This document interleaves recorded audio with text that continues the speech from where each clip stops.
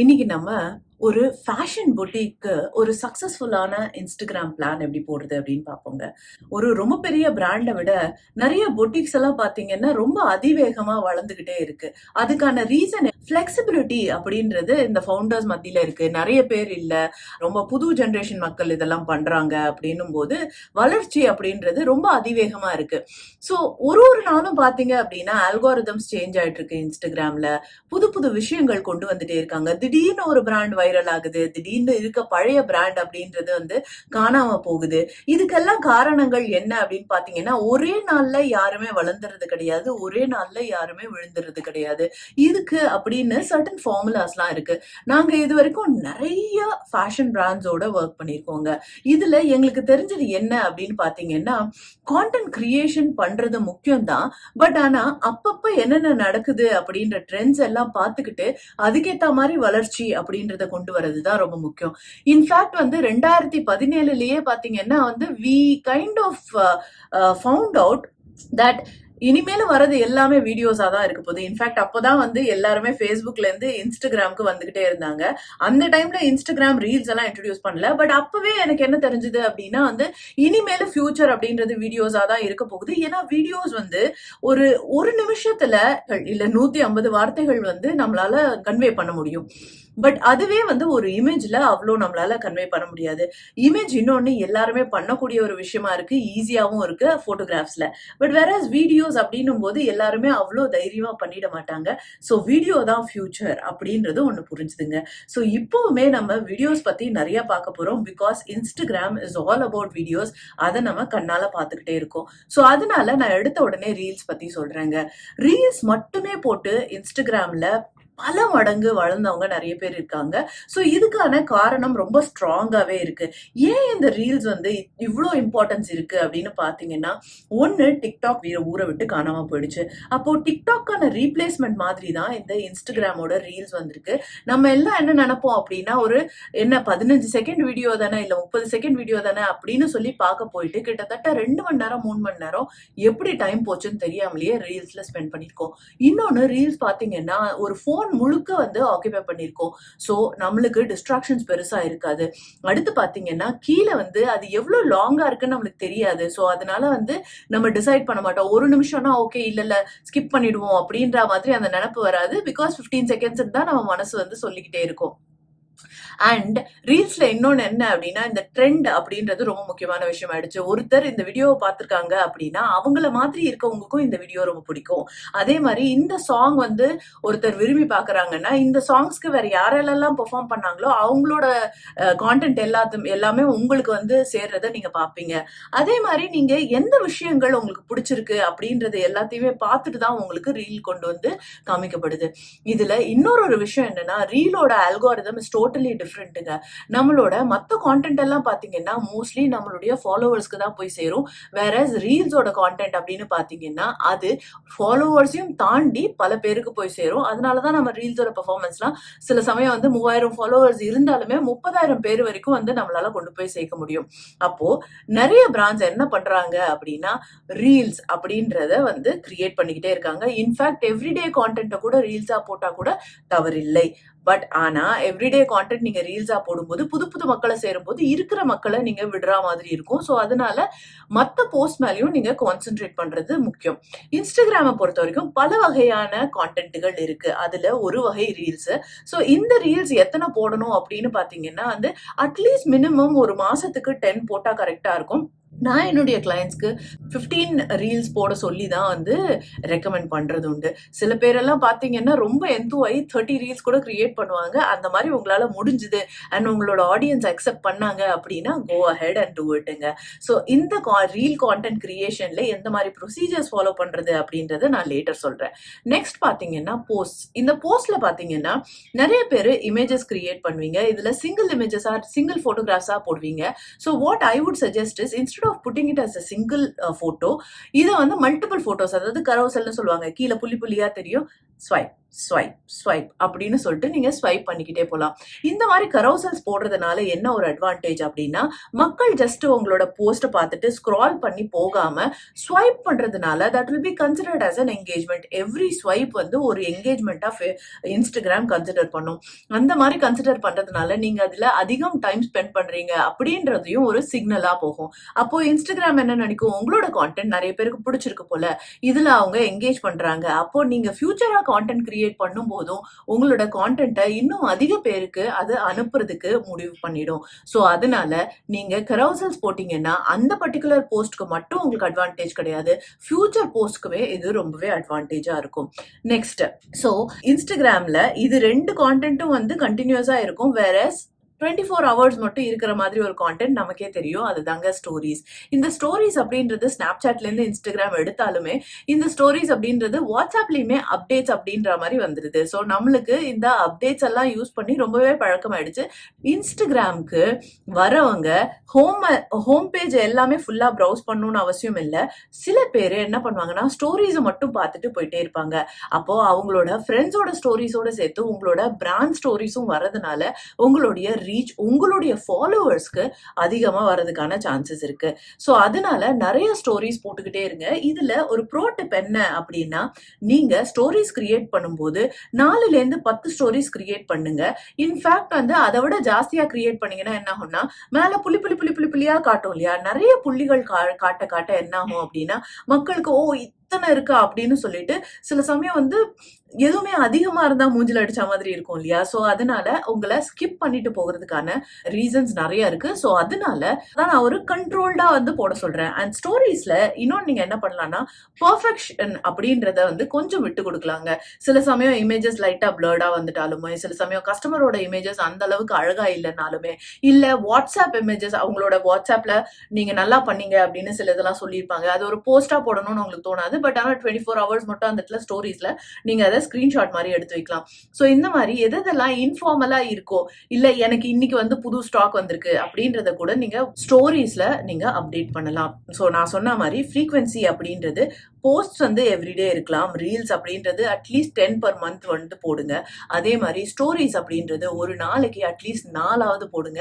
ஏன் இது இவ்வளோ கான்டென்ட் வந்து ஒரு பொட்டிக்கு நான் சொல்றேன் அப்படின்னா, உங்க கையில வந்து காமிக்கிறதுக்கு எக்கச்சக்கமான விஷயங்கள் இருக்கு, எக்கச்சக்கமான டிசைன்ஸ் இருக்கு, எக்கச்சக்கமான ப்ராடக்ட்ஸ் இருக்கு. அண்ட் இந்த காலத்துல எல்லாருடைய செல்போனும் ரொம்ப நல்ல குவாலிட்டி போட்டோகிராஃப்ஸும் வீடியோஸும் வந்து கொடுக்கக்கூடியது. ஸோ அதனால go ahead and do it.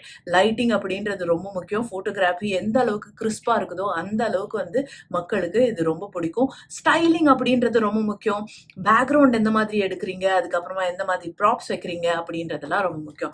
நான் இவ்வளோ கான்டென்ட் கிரியேட் பண்ண சொல்லியாச்சு. இந்த கான்டென்ட் எல்லாம் நான் எப்படி கிரியேட் பண்ணுவேன் அப்படின்னு பார்த்தீங்கன்னா, ரொம்ப ரொம்ப சிம்பிளான விஷயம். உங்களுடைய கான்டென்ட் கிரியேஷன் ப்ராசஸை ஈஸியா வச்சுக்கோங்க. when I say content creation ப்ராசஸை ஈஸியா வச்சுக்கோங்க அப்படின்னா, you need to make sure that too மச்சா வந்து எக்ஸ்பெரிமெண்ட் பண்ணாதீங்க. எனக்கு தெரிஞ்ச ஒருத்தவங்க என்ன பண்ணுவாங்க அப்படின்னா, மேடம் நான் ஒரு நாளும் ஒன்று போட்டுட்டு தான் இருக்கேன், என்னோட போஸ்ட் எதுவுமே பெர்ஃபார்ம் பண்ணல அப்படின்னா, at least at some point in time உங்களோட எக்ஸ்பெரிமெண்டேஷனை நிறுத்திட்டு எந்த மாதிரியான கான்டென்ட் உங்களுக்கு நல்லா பெர்ஃபார்ம் ஆகுதோ அதை வந்து அதிகமாக ரிப்பீட் பண்ணுறது தப்பு இல்லை. இன்ஸ்டாகிராமை பொறுத்த வரைக்கும் ரெப்படிஷன் அப்படின்றது ரொம்ப நல்லாவே ஒர்க் ஆகும். அந்த ரெப்படிஷனை நம்ம பல விஷயங்கள்ல பார்த்துருக்கோம். ஃபார் எக்ஸாம்பிள், ஒரே மியூசிக்கு நம்ம நிறைய பேர் ஆடுறத பார்த்துருக்கோம். அதே மாதிரி ஒரே ஸ்டெப்பையுமே நிறைய பேர் ஆடுறத பார்த்துருக்கோம். அதே மாதிரி ஒரே ஸ்டைல் ஆஃப் கான்டென்ட்டையும் அதிகமாக நம்ம பார்த்துருக்கோம். எவ்வளோ தடவை அதை பார்த்தாலுமே அது சலிக்கவே சலிக்காது. அதனால உங்களுக்கு அப்படின்ற ஒரு ஸ்டைலை கொண்டு வந்துட்டு அந்த ஸ்டைலையே கண்டினியூஸா ரிப்பீட் பண்ணிக்கிட்டே இருங்க. அது உங்களுக்கு பெட்டரான பெர்ஃபார்மன்ஸ் கிடைக்கும். அதை விட்டுட்டு இன்னைக்கு நான் வந்து இந்த மாதிரி ஒரு வீடியோ கிரியேட் பண்றேன், நாளைக்கு நான் வந்து மாடல் வீடியோஸ் கிரியேட் பண்றேன், நாளைக்கு வந்து நான் ப்ராடக்ட் வீடியோஸ் மட்டுமே கிரியேட் பண்றேன், சில இது டெம்ப்ளேட் யூஸ் பண்ணி பண்றேன், சில இது வந்து என்னுடைய க்ளோத்ஸை வந்து பறக்க விட்டு பண்றேன், அந்த மாதிரி எல்லாம் இல்லாம have a standardized approach, ஒரு ஒரு யூனிஃபார்மிட்டி கொண்டு வாங்க. உங்களுக்கு கான்டென்ட் கிரியேஷன் ரொம்ப திணறலா இருக்கவே இருக்காது.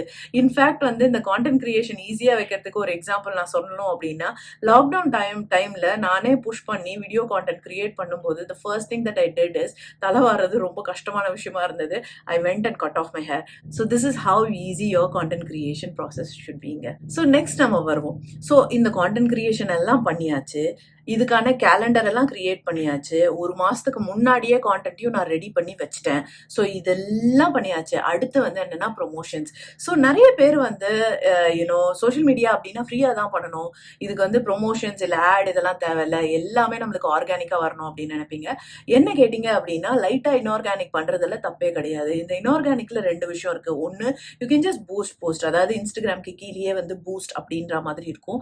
அத நீங்க கிளிக் பண்ணிட்டு நீங்க ஆட ரன் பண்ணலாம். இன்ஃபேக்ட் இந்த பூஸ்ட் போஸ்ட்ல ப்ரொஃபைல் விசிட்ஸ் அப்படின்றது நீங்க போட்டீங்க அப்படின்னா வந்து உங்களோட ஃபாலோவர்ஸ் அதிகமாகும். ஸோ நீங்க வந்து இந்த பூஸ்ட் பண்ணும்போது உங்களுக்கான ஆடியன்ஸை செலக்ட் பண்ணிட்டு அதுக்கப்புறமா பட்ஜெட்டை செலக்ட் பண்ணிட்டு ஸோ அதுக்கப்புறமா வந்து keep it as profile visits அந்த மாதிரி வச்சீங்க அப்படின்னா உங்களுடைய ப்ரொஃபைல் விசிட்ஸ் இன்க்ரீஸ் ஆக ஆக உங்களுடைய ஃபாலோவர்ஸும் இன்க்ரீஸ் ஆவாங்க. அண்ட் இதை வந்து கேர்ஃபுல்லா பண்ணுங்க. எல்லா கான்டென்ட்டையுமே நீங்க பூஸ்ட் பண்ணணும்னு அவசியம் கிடையாது. சிலது ரொம்ப நல்லா பெர்ஃபார்ம் பண்ணி நீங்களே பார்த்துருப்பீங்க இல்லையா? எது ரொம்ப நல்லா பெர்ஃபார்ம் பண்ற கண்டென்ட்டோ அதை சூஸ் பண்ணி அதுக்கு அதிகமான பட்ஜெட்டை ஸ்பெண்ட் பண்ணி நீங்க பூஸ்ட் பண்ணி பாருங்க. Your followers will increase. Next, you can also run ads. See, Facebook and Instagramக்கு ஒரே ஒரு ads manager தான். ஸோ Facebook மூலமாகவும் நீங்க ads ரன் பண்ணலாம்.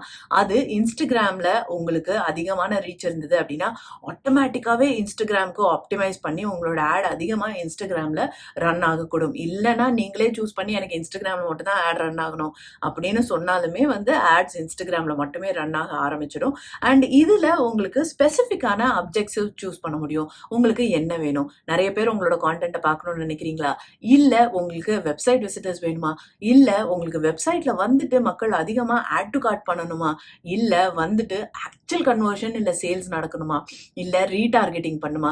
இந்த மாதிரி ஒரு ஸ்பெசிஃபிக்கான விஷயத்துக்கும் கொஞ்சம் டீப்பரா போய் உங்களோட ஆட்ஸ் ரன் பண்ண முடியும். அது Facebook ஆட்ஸ் மேனேஜர்ல போய் நீங்க ஆட் ரன் பண்ணீங்க அப்படின்னா உங்களுக்கு இது ரொம்பவே ஈஸியா இருக்க மாதிரி தோணும். So I would always suggest that இந்த பூஸ்ட் போஸ்ட் ஓரளவுக்கு வந்து ஃபாலோவர்ஸ்க்கு மட்டும் வச்சுட்டு இந்த ஆட்ஸ் மேனேஜரை நல்லா யூஸ் பண்ணி ஆட்ஸ் ரன் பண்ணுங்க.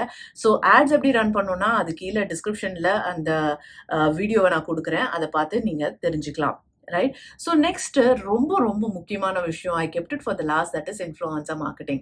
இன்ஃப்ளூயன்சர் மார்க்கெட்டிங் இன்ஸ்டாகிராமை பொறுத்த வரைக்கும் ஹெல்ப்ஃபுல்லாக இருக்கும். நம்மளுக்கு நிறைய ஃபாலோவர்ஸ் இல்லை, பட் இன்னொருத்தவங்களுக்கு ஃபாலோவர்ஸ் அதிகமாக இருக்குது அப்படின்னும் போது அதே மாதிரி அவங்க சொல் பேச்சை அவங்க கேட்பாங்க அப்படின்ற பட்சத்தில் இன்ஃப்ளூயன்சர்ஸை யூஸ் பண்ணுறது ரொம்ப நல்லதுங்க.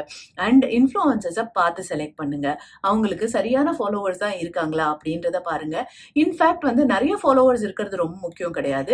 உங்களுக்கு யாரு டார்கெட் ஆடியன்ஸோ அது அந்த இன்ஃப்ளூயன்சர்ஸ்க்கு ஃபாலோவர்ஸா இருந்தா அவங்கள செலக்ட் பண்றது நல்லது.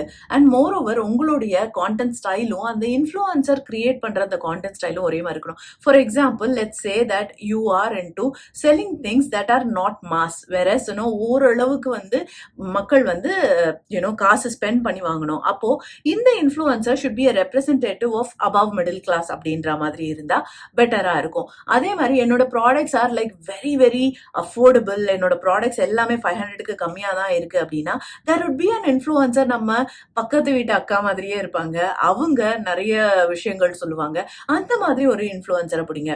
ஸோ இதுதான் வந்து அந்த ஒரு ரிலேட்டபிள் எந்த அளவுக்கு மக்களால இந்த பிராண்டோட அந்த இன்ஃப்ளூயன்சரை ரிலேட் பண்ணிக்க முடியும் அப்படின்றத பார்த்து இன்ஃப்ளூயன்சரை செலக்ட் பண்றது. இன்ஃபேக்ட் நிறைய பேர் என்ன நினைப்பீங்க அப்படின்னா இன்ஃப்ளூயன்சர்ஸ் அப்படின்றது ஒரு செலிபிரிட்டியா இருந்தா பெட்டர் நினைப்பீங்க. இன்ஃபேக்ட் இன்ஃப்ளூயன்சர் அப்படின்றதுக்கான கரெக்ட் டெஃபினேஷன் என்ன தெரியுமா? செலிபிரிட்டி கிடையாது. இன்ஃப்ளூயன்சர் அப்படின்றவங்க உங்களையும் என்னையும் மாதிரி இருக்க சாதாரண மக்களா இருக்கணும். அதே மாதிரி இந்த ப்ராடக்டை யூஸ் பண்றவங்களா இருக்கணும். ஸோ செலிபிரிட்டி அப்படின்றவங்களுக்கு கரெக்டான டார்கெட் ஆடியன்ஸ் இருக்க மாட்டாங்க. ஃபார் எக்ஸாம்பிள், லெட்ஸ் சே ஒரு ஃபீமேல் செலிபிரிட்டி இருக்காங்க அப்படின்னா, இது என்னோட எக்ஸ்பீரியன்ஸ்ல சொல்றேன், அவங்களுக்கு ஃபீமேல் ஃபாலோவர்ஸை விட மேல் ஃபாலோவர்ஸ் ரொம்ப அதிகமா இருக்காங்க. பட் ஆனா நான் வந்து ஒரு க்ளோதிங் பிராண்ட், அதுவும் வந்து லெஹெங்கா செல் பண்றேன் அப்படின்னா அவங்க கிட்ட போய் கொடுக்கும்போது இது சரியான டார்கெட் ஆடியன்ஸ்க்கு ரீச் ஆகிறதே இல்ல ஒரு டிவி ஆக்ட்ரஸா இருந்தாங்க அப்படின்னா அவங்களுடைய followers are mostly 40+ people. And then நம்ம ஊர்ல லெஹெங்காஸ் அப்படின்றது இன்னுமே வந்து ஓரளவுக்கு எல்லாரும் போடக்கூடிய ஒரு ஆடையா அமையல. ஸோ, இப்போ உங்களுக்கு தெரிஞ்சிருக்கும் இன்ஃப்ளூயன்சர் அப்படின்றத எப்படி செலக்ட் பண்ணணும் அப்படின்ட்டு. அதே மாரி அவங்களோட கான்டென்ட் கிரியேஷன் குவாலிட்டி பாருங்க. எந்த அளவுக்கு அவங்க என்கேஜிங்காவும், என்டர்டெய்னிங்காவும் இருக்காங்க அப்படின்றதையும் பாருங்க. அதுக்கப்புறமா ஒரு இன்ஃப்ளூயன்சர செலக்ட் பண்ணுங்க. இன்ஃபாக்ட் எல்லா டைம்லயுமே இன்ஃப்ளூயன்சருக்கு லட்சக்கணக்கான ஃபாலோவர்ஸ் இருக்கணும்னு அவசியம் கிடையாது. சம்டைம்ஸ் மைக்ரோ இன்ஃப்ளூயன்சர்ஸ் அப்படின்றதையும் நீங்க யூஸ் பண்ணலாம். அவங்களுக்கு ஒரு 5000, 10,000 அந்த மாரி ஃபாலோவர்ஸ் தான் இருப்பாங்க.